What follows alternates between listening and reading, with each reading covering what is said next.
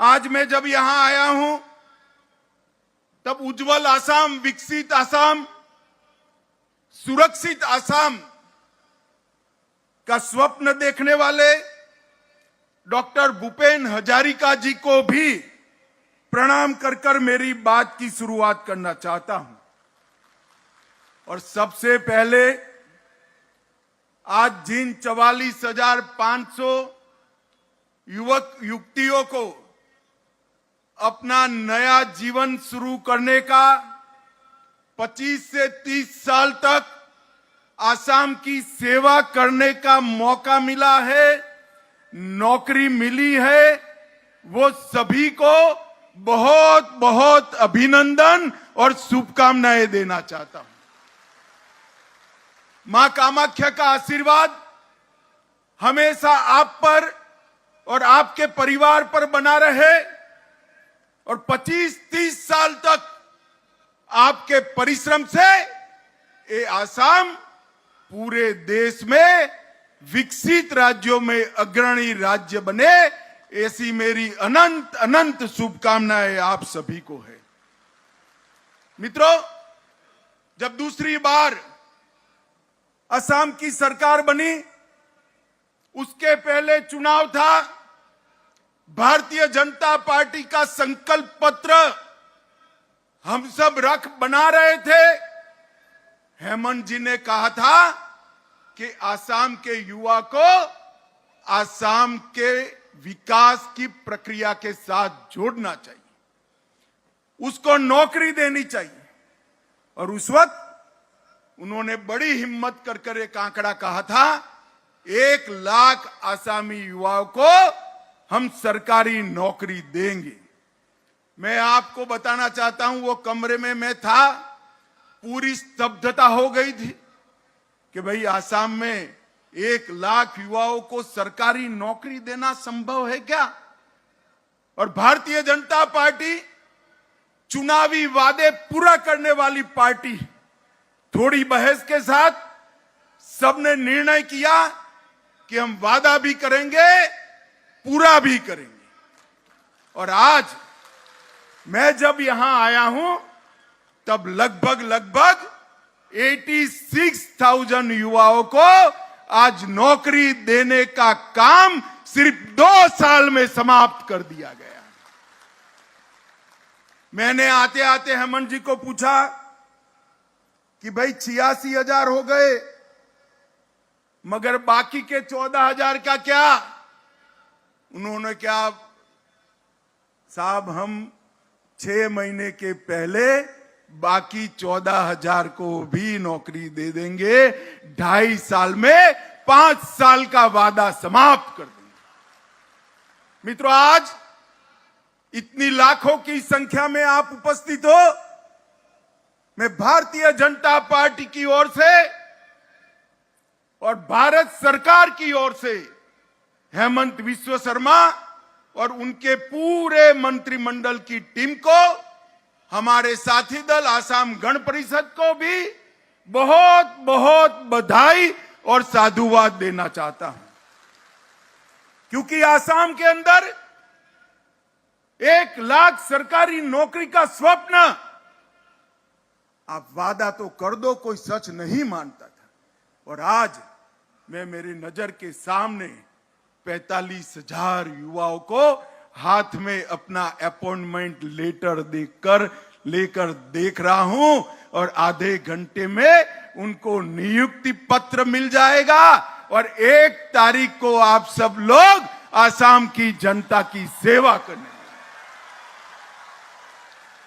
आज सच अर्थ में हृदय को बड़ा आनंद हो रहा है कि जिस आसाम के अंदर शस्त्र लेकर युवा घूमते थे, महीनों महीनों तक बंद रहता था, कर्फ्यू रहता था, आतंक छाया रहता था, गोलीबारी होती थी, बम धमाके होते थे, वो आसाम में मोदी जी ने विकास का एक नया युग शुरू किया। आपका बोगीबील का डबल डेकर ब्रिज आज इंजीनियरिंग की दुनिया में एक अजूबा माना जाता है।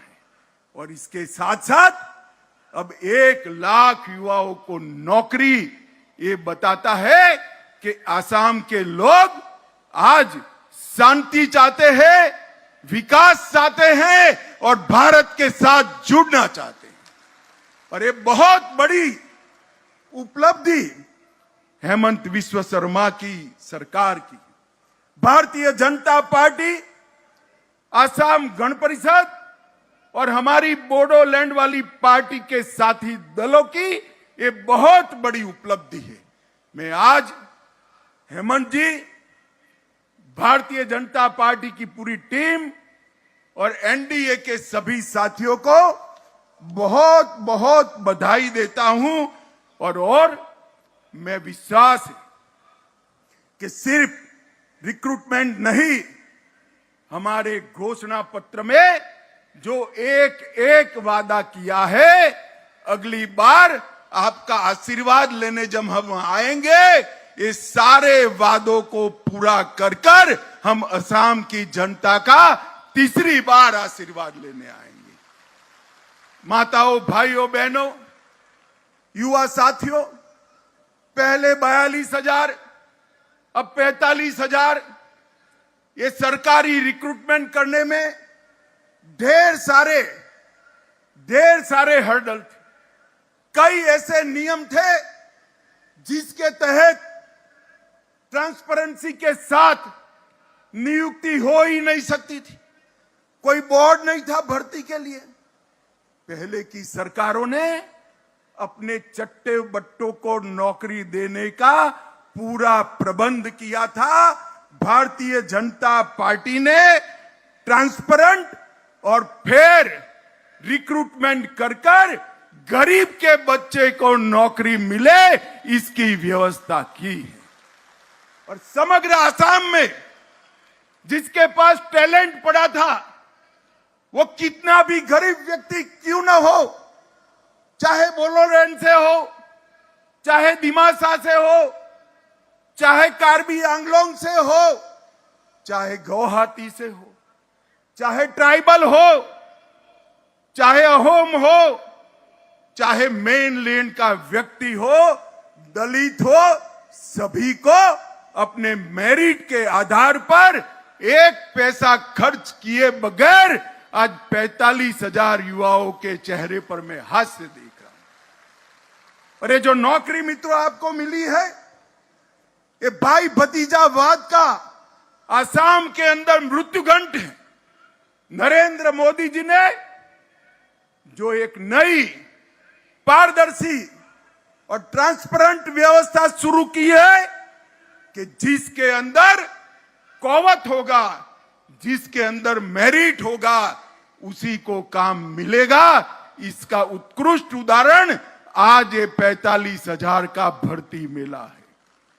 माताओं, भाइयों, बहनों, हेमंत जी ने आपको बताया, ये जो युवा मेरे सामने हाथ में नियुक्ति पत्र लेकर खड़े हैं, मैं उन लोगों को बताना चाहता हूं कि हम आजादी के अमृत महोत्सव के वर्ष में हैं।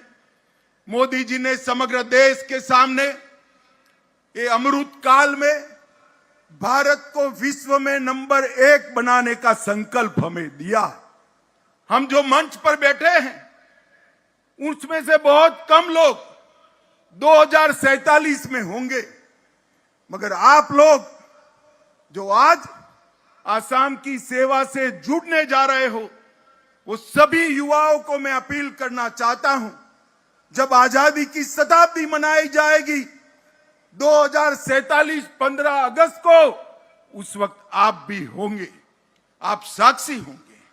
और उस वक्त मोदी जी की कल्पना का नया भारत, समग्र विश्व में पहले नंबर का भारत बनाने का काम आपको करना है। आपको ये जो नौकरी मिली है, ये नौकरी को आपने असम के विकास के माध्यम से भारत के विकास का एक मंत्र बनाकर पूरा जीवन असम की जनता की सेवा करनी है मित्रों। और आप ये बात समझ लेना, अच्छी व्यवस्था जब होती है, जैसे आपको मौका मिला, उसी तरह से आपका दायित्व है कि आप जिस भी सेवा में जाइए, चाहे स्वास्थ्य में जाइए, चाहे पुलिस में जाइए, चाहे सचिवालय में जाइए, चाहे पंचायत में जाइए, चाहे अर्बन डेवलपमेंट में जाइए, आपको जो भी सेवा में काम करने का मौका मिलता है, वहां गरीब से गरीब व्यक्ति का काम